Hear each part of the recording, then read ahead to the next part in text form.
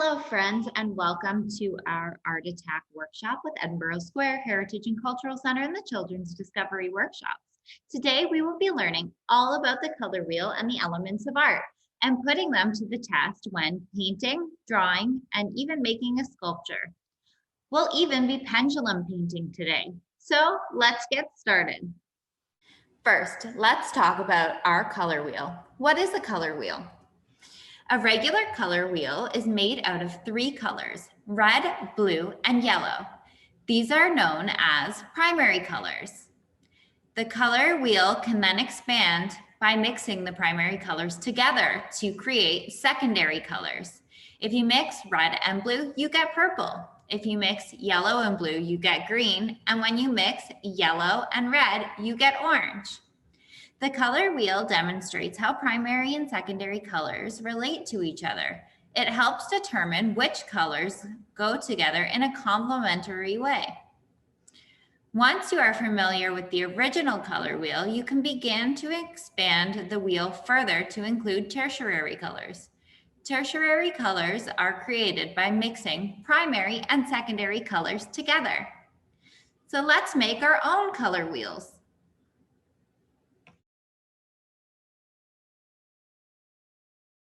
So let's make our color wheel. You'll need 6 paintbrushes and 6 cups. To start, you have your red, yellow, and blue, which are your primary colors, and then your mixtures of red and blue, red and yellow and blue. So let's get started. First, we'll start with our red, and paint all the way through. Don't worry too much about your lines because these will get covered as things mix.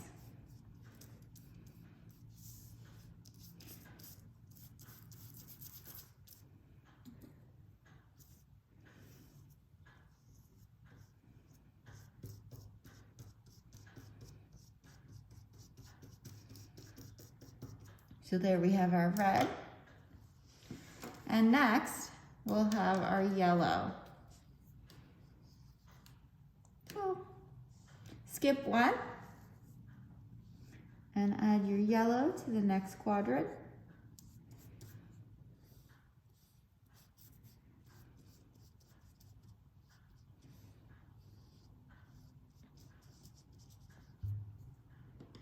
Here's your yellow. And now let's mix our yellow and red. What color do you think this will make? Let's see.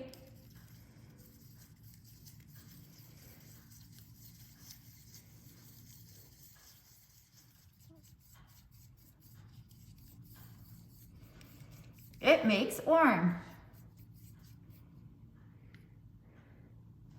Now let's paint our section.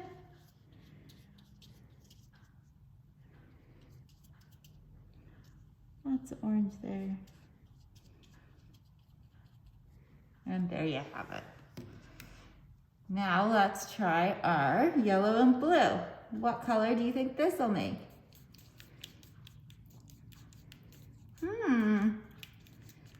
It's looking pretty green to me.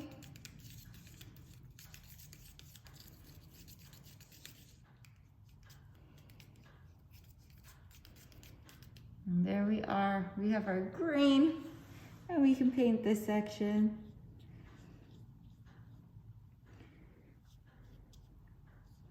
The more yellow you mix in, the lighter the green will be. This one kind of looks a little bit more teal. There we go. And let's add our blue.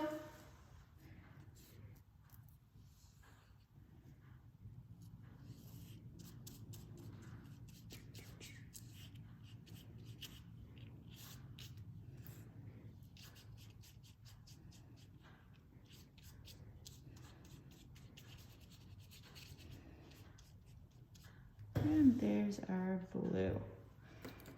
Now, last but not least, let's see what blue and red make. Oh, I see some color change. And it looks like red and blue make purple. So now we can paint this section.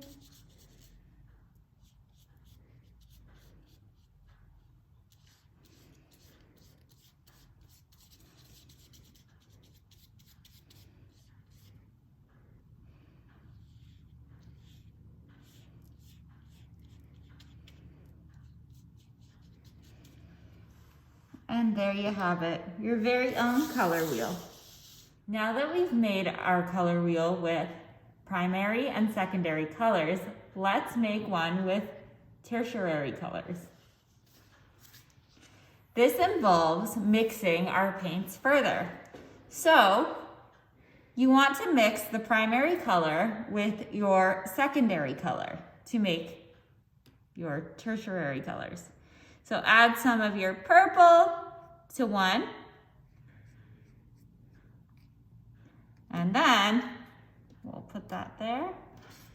And we'll add some red and see what color that makes. There we are. And we'll set that down and mix this all together.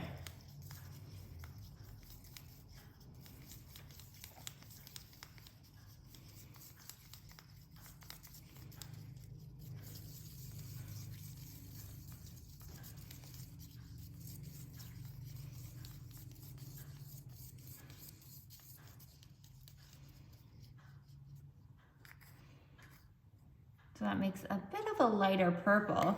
Now let's try the same thing with our purple and our secondary purple and blue.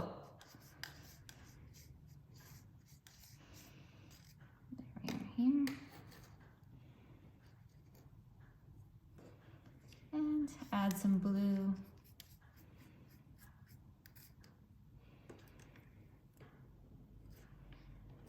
Now let's mix that together.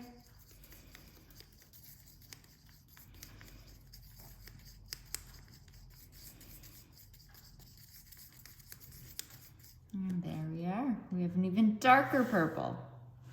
Now, let's see. Add some green to your pile. And now let's add some blue.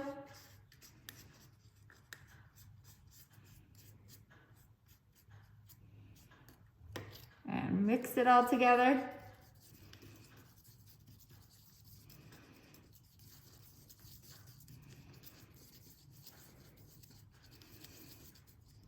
You get more of a bluey green.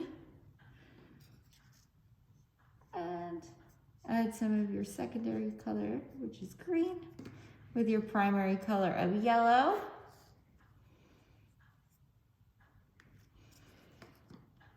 And we'll mix that all together.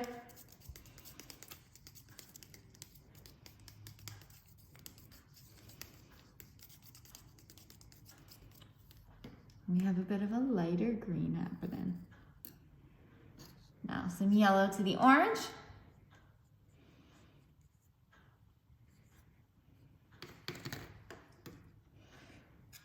Add some of your orange.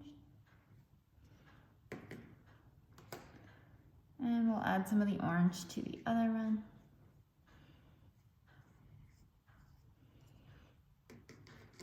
And let's mix it up.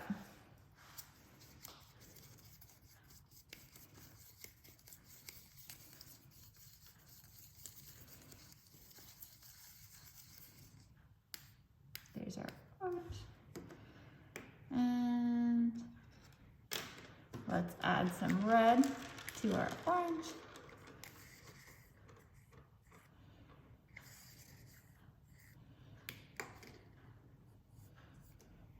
Put that there. And let's mix it all together.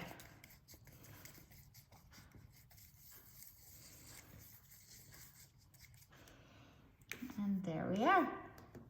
We have our colors, and now it's time to paint our wheel. And now that our color wheel is complete, we now have our primary, secondary, and tertiary colors.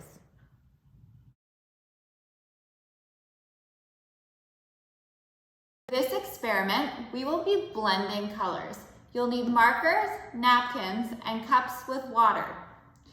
To do this activity, you will need to color on your napkins, some on each side, and put the ends into the water.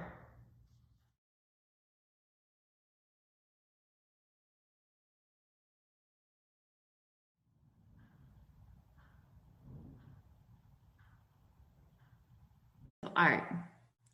The elements of art can include visual components such as color, form, line, shape, space, texture, and value.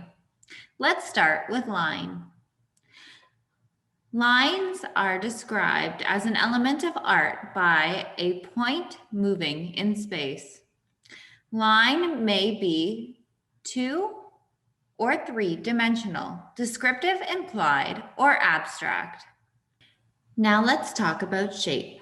Shape is an element of art that is 2-dimensional, flat, or limited to height and width.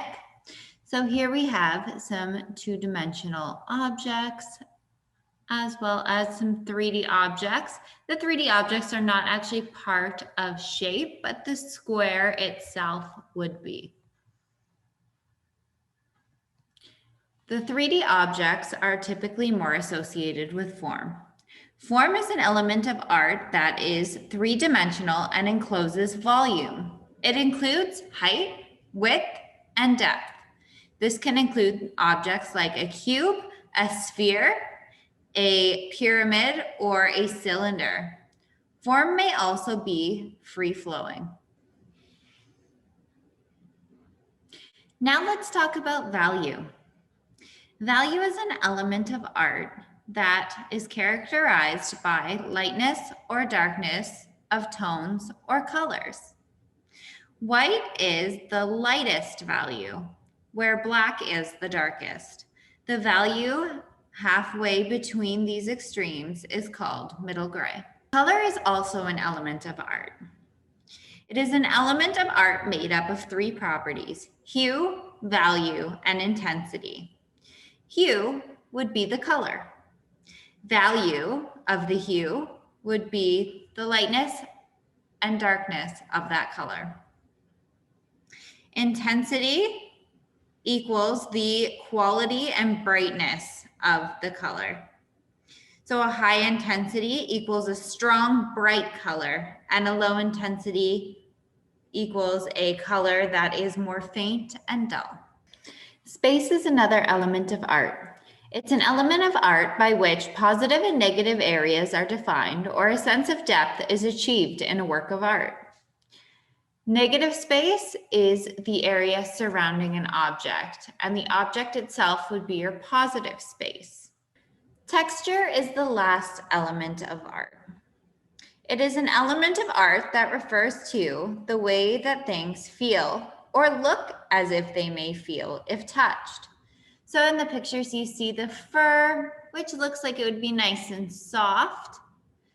Then you have some coarser fur that might feel like a nice animal, puppy, something of that nature. Then we have our picture of the pencils, which look sharp, as if you touched it, you'd want to move your hand away. Same with the cactus. And the picture up in the corner of the different shapes and whatnot make it feel like it might feel like paper or cardboard if you ran your hand across it. A little bit more rough to the touch. 3D art is a great example of using different forms and elements of art to create a masterpiece. So, for example, this image up in the top left-hand corner has lines and curved lines. The straight lines create a flat surface and the curved line creates a 3D image. So when added together, it makes it look like the hand is coming out of the paper. We also use some colors here, and you can see that some are pushed harder than others, which causes a difference in hue, intensity, as well as your value of lightness and darkness. And in the bottom right-hand corner, we have our positive and negative space. Our positive space is this focal point here, and our negative space is everything surrounding it. This is really cool because it takes lines and shading as well as different textures to draw your eyes towards the focal point, opposed to just allowing your eyes to look at a flat surface and making it more 3D opposed to 2D. So let's get started on trying out some of these elements of art.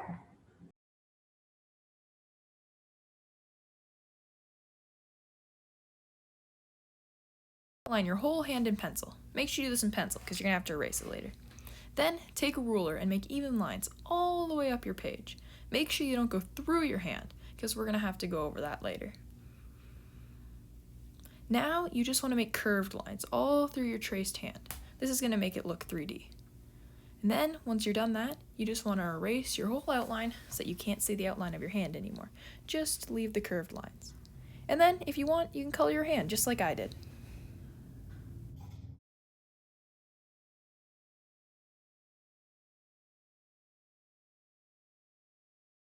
Painting. To pendulum paint, you will need some yarn tied around a styrofoam cup, some water, some paint brushes, some paint, a broomstick, 2 chairs, and a canvas. We chose to use Bristol board because it's a little bit bigger. So to pendulum paint, you will need to attach your string to your broomstick with your cup attached and paint inside. Take your cup away from your painting and you'll want to puncture with a pencil through the bottom. So make a hole and release.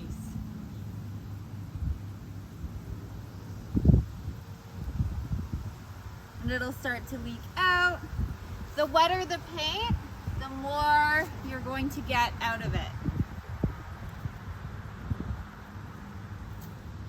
You can change directions. Whoop.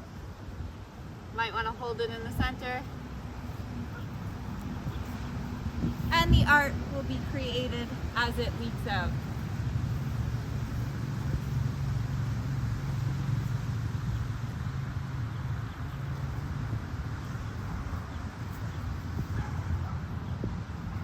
So if you want your paint to come out a little bit quicker, you can add a little bit of water to your paint and make it a little bit more liquidy.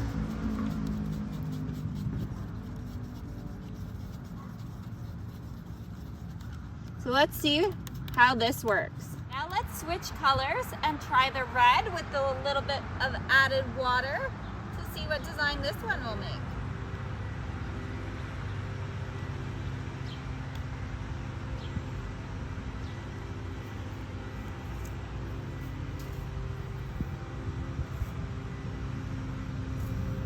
And remember, change directions by having it swing in another direction.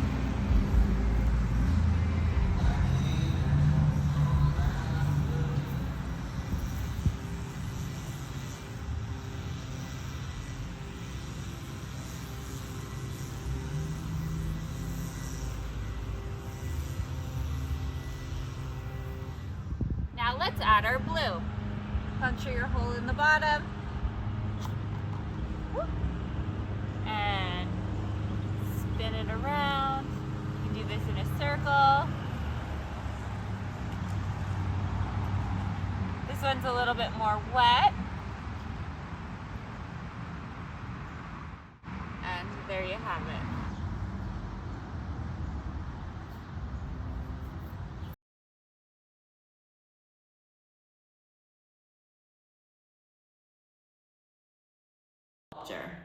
To make this, you will need some straws, some pipe cleaners, some scissors, and some clay or Play-Doh. So first, you want to make his body. So you'll take 1 pipe cleaner and thread on some straws.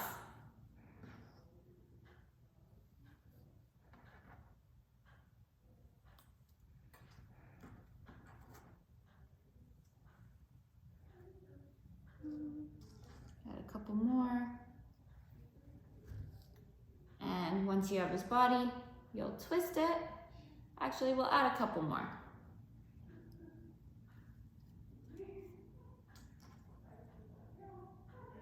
There we go, that should be a good body. So now that you have your body, twist the bottom ends a couple times, round it out, and chop off the extra. Now that we have the body, let's make our head.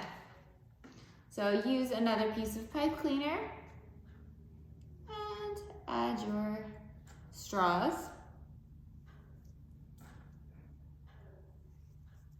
You'll want this piece to be a little bit smaller than your body because our heads are relatively small. So maybe one more.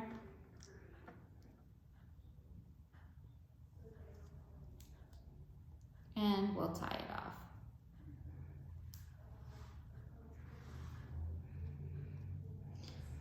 You'll want to chop off the little piece of extra and then use the rest of the pipe cleaner to loop through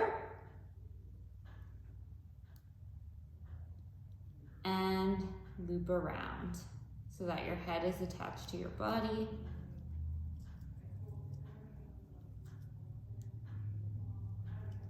There we are. And then you can chop off the extra.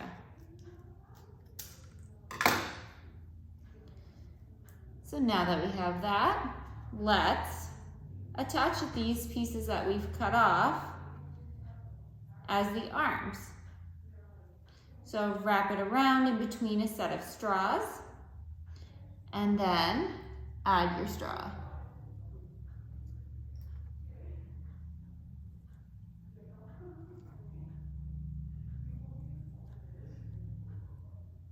Curve over the end so that he has a little hand. Add the other straw to the other side and do the same thing.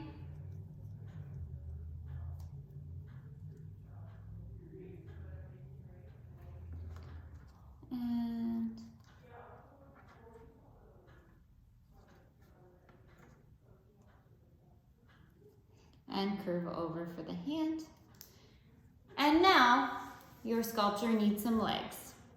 So to add the legs, slip one pipe cleaner through the body and pull all the way to the center of your pipe cleaner at the bottom and twist. So twist it around a couple of times so it stays on. And his legs are really long compared to his body, so we're gonna cut off just a little bit extra so that he's proportionate. Add on your straws.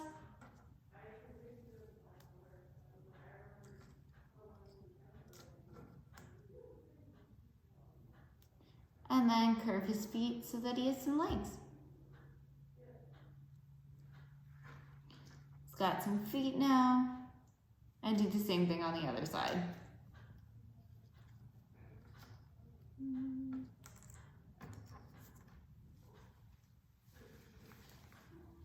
Curve. And now we are good to go.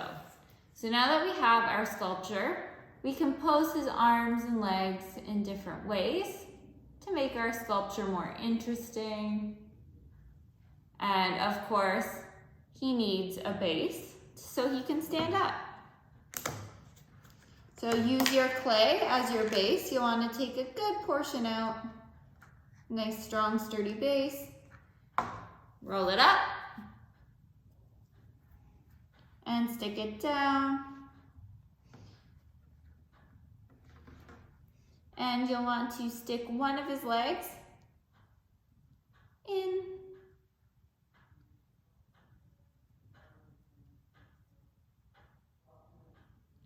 And you'll pose him in a way that stands. Once you're done that, you have your sculpture. For now, friends.